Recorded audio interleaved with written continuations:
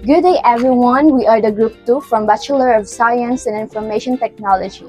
And in this video, we will be presenting our interview gathering in our chosen expert discipline. This activity will help us better understand our discipline and possible career paths we may pursue in the future. So let's go! Good morning, Mom. We are from BSIT students and we are here to gather an interview. I am Jonna May Barbach and I am Clyde Evan Espina. So, to begin with, may we ask you to introduce yourself and share your current role in the CTU MIS office. So, good day.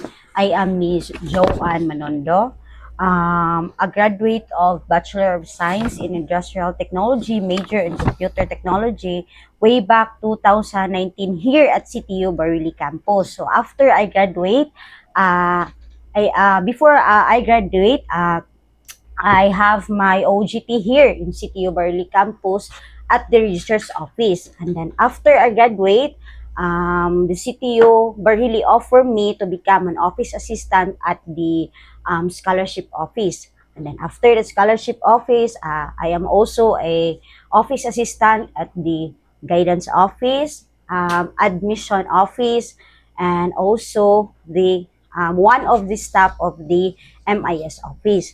So as of now, my current role of the MIS office is a supporting staff when it comes to enrollment in the system, the SIS, or the Student Information System, the SIS right now. So, wala jud ko ingon nga nag-focus sa MIS since I am assigned now at the scholarship and also at the accounting office. So, second question, Ma'am, is what motivated you to take Bachelor of Science in Industrial Technology, major in Computer Technology, and how did it lead you to your current position in MIS? Okay, at first, it is not my dream to become a BSIT student. Actually, one of my dreams is to become a policewoman, but my family cannot support well to become to achieve my dream. So I decided to study here in CTU Barili since way back 2015. It has naa siya kanang tuition. We have to pay our tuition, and then what did I do is I came here in CTU Barili and asked the SAHO office what courses offered, and then kanang nakakita ko sa post nga Bachelor of Science in Industrial Technology since gamay ra jud kaayo ang eskwela sa una. Dili para karon nga more than nagyud thousands ang eskwela before maihap ra namo. So kanang it comes nga gipapili mi og unsa, and then I decided nga technology is very important nowadays. Before, dili ka mo ma-realize kung unsa siya ka-powerful, unsa ka gamit sa pag-eskwela, unsa siya modala og kanang impact sa ato ang students sa karon nga nagtrabaho na. So I decided nga mo eskwela sa BSIT, but unfortunately ang MIS is nasayop og encode sa ako sa pag-enroll. Ang gibutang nila sa akong COR, kanang Certificate of Registration, is BSICT. Muna ang gitawag karon og BSIT, but way back before that is Bachelor of Science in Information and Communication Technology. And then nag-uol ko kay kanang nakaanak ko nga dili man jud ko gusto aning kursuha kay programming manggod siya, more on information, not sa industrial, more on kanang kuan jud siya, kanang mga computer hardware jud siya. Moton ni hila ko dili jud ko gusto aning kursuha kay isa sad atong nga rason na ako'y cousin nga kinahanglan mag-classmate min duha para uli usara man ang muha to kuha na mo. That's why niduol ko ni Sir Berry. I asked Sir Berry nga unsay way or option nga kanang akong buhaton para mahimo kong industrial technology nga student. So Sir Berry guided me with also the help of Sir Aguilar. Si Sir Aguilar is mo yun ay number 1 yun ako nga marag supporter way back sa pag-eskwela nako kay siya mao ang ni-interview nako. Sir Aguilar supported me in my skills, my hobbies, and then ni-guide siya unsa ang industrial technology. So, mo na siya tungod sa BSIT, Bachelor of Science Industrial Technology, na kuan ko, it leads me to become one of the office staff sa MIS kay tungod nga I know how to use na computer way back, mag-ilog me kaysa before makahinumdum ko kanang isa ka computer sa computer lab, 1 computer is good for 3 students. So dili jud mi makuha niya, mahadlok pa mi kay basin makaguba mi niya, bayad pa mi sa among tuition plus makabayad pa jud mi sa amo ang kanang gigamit din ha nga mga computer. So dako jud kay siya tabang ang as a student become an industrial technology kay it is not focusing only in the hardware but we touch in the software, not like the BSICT nga mo kinahanglan siya nga mo focus sa gyud ka sa software, and then natoy gi-offer sa mo nga in situ katong sa kuan siya system services sa computer, CSS Computer System Services nga it leads to know how to use the software and hardware. So that's why I am very thankful nga nakakuan ko kanang I am one of a student kanang graduate sa City of Burley as a BSIT because it leads me in the MIS office how to use mga application nga ginagamit karon sa MIS. Most especially para sa inyo nga student kanang SIS, gamit jud kayo na ninyo to view mga records, to view your grades. Good morning, ma'am. I am MG Warren Lapinid. So, good morning, ma'am. I am Stephen Alcoy from BSIT 3A. Okay, ma'am. Next question is, can you describe your main tasks and responsibilities in the MIS office? Okay, as one of the staff of the MIS office, my one responsibilities or task is to assist the students, most especially sometimes the MIS office assistant and the MIS coordinator is not around, and then they will call me to assess the students. Sometimes they have questions regarding to the system, the SIS, and also the nowadays nga ang MIS na ang mag-produce sa kanang ID. Yes. So I am one of the staff to assist the students when it comes to queries. Okay. What important skills or training from your BSIT program help you in your career? As earlier I mentioned about the computer system services or the INSI2, dako yun siyang tabang when it comes to kanang to perform. Since katong sa computer system services man good, I experience on how to disassemble and assemble the computer, Hardware. how to kanang kuan siya, kanang imuha siyang i-manual from kini nga PC to another PC. Yes. So, remote. Okay, Remote, how to remote. And then we know how to make kanang cable gani siya using RG45. Okay. Yes. And kanang mga crimping tools yung ana siya. So katong nga training, it helps us gain more knowledge on me, especially nga I already perform when in our admin, sometimes nga maguba nga mga PC, among i-perform siya nga akong na-learn ako nga skills tungod atong in situ. But ang ako ang NAMCHE certificate nga gihatag, wala pa nako na claim dito sa kanang sa TESDA, pero naagid ni kanang dako jud kay to siyang tabang sa amo kay it takes 3 days manggod siya nga training siya nga amo ang gibuhat. So kanang basin di ay ma-encounter nyo ang in situ, ako kay siyang tabang yun. Computer system services ang pangan sa katong nga gi-train. Okay. Okay, ma'am. So the next question is, what challenges do you usually encounter in your role and how do you handle them? Kana siya nga question is kanang ako ang ma-encounter is the students. Okay. Nganuman, sometimes good ang students kanang murag dili sila kanang makasabot gani unsa imuhang kanang gipasabot, especially kanang mo demand sila nga ngano kunong dili sila maka-view sa ilang grades o nga na kanang mo demand sila nga mo pa-reset og password sa SIS niya. Dili sila kamao mag-PM, magyaw-yaw na taas kayo. So mao gina siya ang as a office staff manggod usa na siya sa amo ang kanang ma-encounter nga ang students dili kamao mo kanang muhatag og respeto usahay, magyaw-yaw siya diretso ingon ana.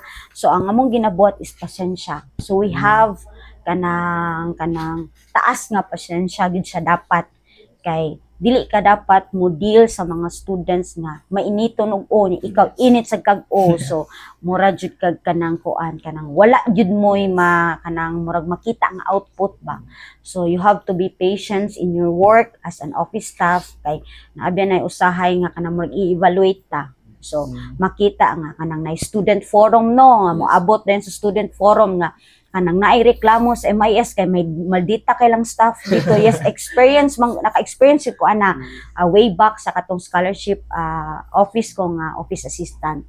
Kanang gireklamo me but in the end kanang sayop day ang nakita sa estudyante day nga moingon na sila nga maldita ko. Tan-aw nyo kay magmugtok ra manggod ko sa opisina. Yeah, sa experience ko, magmugtok jud ko sa opisina, labi na busy kayo kanya. Matungnan nga mosulod ang estudyante niya, tuon niya og kanang maldita sad aton niya so mareklamo na. So kanang dinhi sa ako ang na-encounter gyud ako ang students nga dili ang attitude yun sa okay. Okay, ma'am, thank you. So the next question is, can you share one project or accomplishment in your department that you are proud of? Ang ako yung pinaka-proud sa MIS na accomplishment is kaning murag way back before kaning CTO free wifi, kaning SIS, Student Information System. Nganuman, way back before, dili me ka-view sa bisan sa balay lang sa SIS. Kay ang amua before wala na dili na system. Muara pa mi sa MIS, maglinya pa mi para maka-input among ID number para makita na mo pila among grado. And then kinahanglan pa kanang kuan siya dili para karon sa SIS nga bisan naa ka sa balay maka-view ka sa grades. Maka-access na gyud mo sa grades. And then ang kanasang SIS dako kay na siya og part na mo diri as a scholarship office. Nganong man inig for example sa mga scholars inig evaluate sa grades nunid na mi mo adto pa sa register magpa-print mi og grades diri sa office na mo maka-view na mi pilay mga kinsay na mga balances kay way back before ang MIS is na down ang system 2017 dili na ma-retrieve na mo kay wala na backup. Ang naapektuhan ato usa is ang scholarship office. Kinahanglan mi mangukay tagsa-tagsa sa kanang mga old files para ma-retrieve na mo pilay mga balances sa mga kanang students sa mga scholars. And then tungod lang nga na-implement na ning SIS bag-o na ni siya sa una lahi man ang ilahang link. So dako gid ka siya. Muna ang pinaka-usa nga murag na-achieve na mo sa SIS. And then nanasad mi kanang ang server na mo dinhi is lig-o na siya. It is because kanang kuan siya bag-o lang gyud nga nanay cloud ang CTU Barili. So ang MIS nag-budget sila nga kanang yearly di ko kabaw pilang amount nga nanatay cloud dinhi. So no need na siya nga mag-backup and then I am also very happy nga bag-o na ang kanang murag ang MIS coordinator kay techie gyud kayo si sir kay kanang may ka siya mo himog program ba nga mapadali na gyud nya ang karon sa nabantayan ninyo nga ang pag-release sa ID kay kanang dali na. Dili pareha sa una nga I experience how to work, how to print. Ako nakuha ng trabaho way back before na ako sir just office, ako mubuhat og school ID niya. Muhatag pa mi sa student og mga kanang 1 month before ninyo ma-claim ang ID. Karon in just a seconds ma-claim na ninyo ang ID. So usa sa na akong na proud nga unsay among na accomplishment sa MIS office. Good day, Ma'am. Amela Flor Tabora, and this is my question. How is important is the MIS department in helping CTO function effectively? For me, MIS office is very important yun. When it comes to administrative, the students. Okay, nga naman, tungod lang sa MIS, natay gitawag nga server. So, ang server, pinakagamit sa accounting office when it comes to accomplishment report or kanang ilang gitawag na mga budget. Kay, tungod sa MIS, ang kanang mga gipangbuhat nga accomplishment report mo automatic na siya ma-save sa server nga naa sa MIS office. Okay. Ang MIS is one ng yang function is to support the offices o kanang mga Wi-Fi. So sila ang nagkupot nga mo hatag sad og kanang internet adto dito sa inyong department. Most especially kung naa pa karon na nag-function sa balik ang free wifi, CTO free wifi. Kung makita ninyo usahay ang CTO free wifi naa diri nahimutang sa tubangan sa MIS pero sa other nga mga buildings naa ginagmay lang siya. So gamit yun kayo ang MIS kay tungod sa MIS if ever nami mga problema na sa amuang mga ginagamit ng mga computers, mga devices sa office sila amuang gitawag. So usahay ako mao nang ako mahabilin jud ko sa MIS kay ang duha kanang amuang staff, ang amuang MIS coordinator o kanang amuang office assistant na si Sir Albert, sila ang muduol dayon sa mga offices nga moayo. Kung makakita mo nila, sila mumutaod ng mga wifi sa mga offices, and then sa inyong department, sila sad ang mutrabaho sa mga computer kung katong wala pa ang mga OJT. So dako kayo function ang MIS diri sa CTU Barili. And not here in CTU Barili but across all CTU campuses. Next question, Ma'am. How do you see MIS improving or changing in the next few years? In the next few years, MIS will be leading it comes to technology. It is because as of now sa nakita nako ang our new MIS coordinator gidali ra gid niya. Kabantay mo nang namoy bag-o karon nga CTU Barili nga app kanang i-download niyo sa Play Store. Ang naghimo ana si Sir Wendell ang atong new MIS coordinator kanang makakita na mo mga announcement na mag-announce siya nga third year students, second year students pwede mo magpa-ID karon nga time available rami na announcement nga memo kana siya usa na siya. And then in the next few years ang MIS murag dako gyud siya impact sa CTU Barili kanang tungod kay ang mga transaction karon dali na kaayo. Oo. Labi na karon na natay bag-o nga kanang globe internet. So kanang kung mataod lang gyud na diri sa CTU Barili ang globe internet, murag kamo mga students gamit jud kay ninyo ang CTU free wifi, mas kusog na siya, paspas, and then kanang murag sa mga student inyong mga burden when it comes to internet murag males na gyud siya. And then ang MIS sa gyud mo nang gibudgetan sila dako karon para sa umaabot nga mga years kay ang kanang mga building gyud tagsa-tagsa ka mga building kuano siya matauran og internet. And then basin ang computer ang sa kanang computer din sa kanang sa laboratory sa IT basin ma-add siya more labi na karon ang BSIT wala pay COPC. Okay. One of the kanang kuan magud ang MIS is pangitaan yun sila o kanang unsa ikatabang sa ilahaba.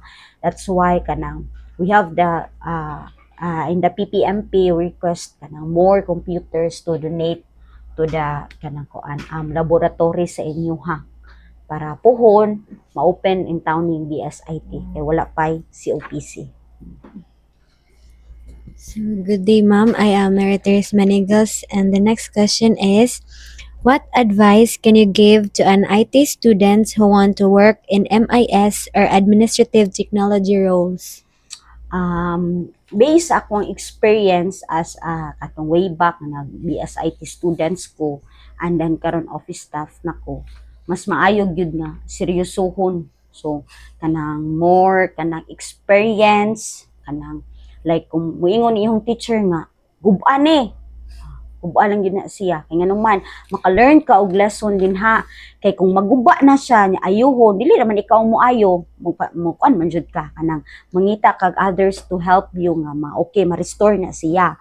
And then, if ever man gani ang teacher nga moingon sa imuha, nga kanang himuan ni nga program, kaning kamuti, kay murag ako sa makaana bitaw ko nagmahay ko nga kanang wala ko nag-focus gyud, wala ko ni focus sa program kay amo sa na C++ man nya maglisod pa man mi ana kay amo ang cellphone in town bati pa kayo niya iparanpas among cellphone kay katupang uson cherry mobile.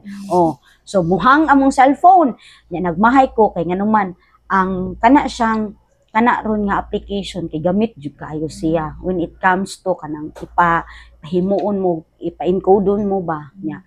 Kanang dapat mag-learn mo more on kanang sa Microsoft Office gyud. Labi na kamo as a students, gamit kay na sa inyong research na mga formula, gamit kay na sa how to make kanang mga tables, ingon ana.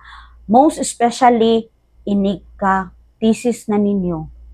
Ano man mo help masad ko sa high. Okay, I have a sister nga nag-eskwela karon diri BIT students, 4th year na siya karon. Wala siya nakagraduate tungod kay ilang thesis wala ni function. Nitabang ko sa iya how to kanang sa iyahang mga papers. But actually ilang papers kuwang jud kaayo kay kinahanglan siya og kanang program. So paning kamuti sa mga students nga kamao mo kanang mangita og mga shortcut siya. And then, use internet yun. Internet is kanang provider yun kaayo siya. When it comes to research, mapadali ang inyong kinabuhi sa internet. Basta kamao lang yun mo manipulate sa mga programs, sa mga links nga gipanghatag gamit yun kay siya sa inyo ha. Basta kamao lang yun mo may mga tips diha makita ninyo more especially kana kung mag-TikTok, nara gyud na sa TikTok na mga shortcut din ha na ay kanang mga programs na mga links unsay pinaka madali ninyo as a researcher gamit ra jud kay sa inyo. Ayo lang jud i-copy paste tanan kay makuan man mo ana kana unsay tawag anang i-verify ni Ma'am Chiki plagiarism. Ang plagiarism is 1 to 10 ra na siya ha. Ang 10 na gyud ay pinaka taas kay kung 11 na siya dili na dawaton ni Ma'am Chiki. So 1 to 10 ay 10 paubos siya. I experienced way back before kanang sa amoang journal ha. So kamo na amoy thesis na amoy thesis. Akong nadunggan sa pagkakaron group pa inyong thesis. Pero inig next year individual na siya. So kanang gamita ang internet, gamita inyong pagka-students nga dapat more knowledgeable mo when it comes to application, when it comes to kanang sa inyong pagka-researcher. Gamit siya kayo siya. Okay? Thank you for watching, and we hope you learned something from our presentation.